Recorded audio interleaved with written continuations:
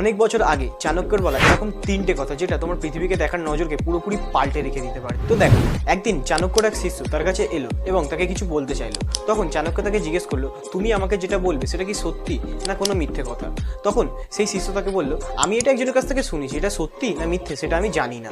তখন চাণক্য তাকে আর একটা কোশ্চেন করলো যে তুমি আমাকে যেটা বলবে সেটার মধ্যে কি ভালো কিছু রয়েছে না খারাপ কিছু রয়েছে? তখন সেই শিষ্য তাকে বললো, না এতে ভালো কিছুতে নেই, উল্টে পুরোটাই খারাপ রয়েছে। দেন চাণক্য তাকে জিজ্ঞেস করলো যে তুমি আমাকে যেটা বলবে সেটা কি আমার কোনো কাজের জিনিস? তখন তার সেই শিষ্যটা বললো, না কাজের তো নয়।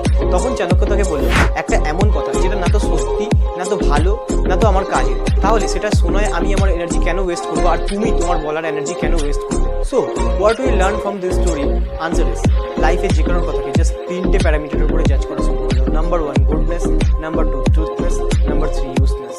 And one more thing you need to do, click the red subscribe button for such valuable content.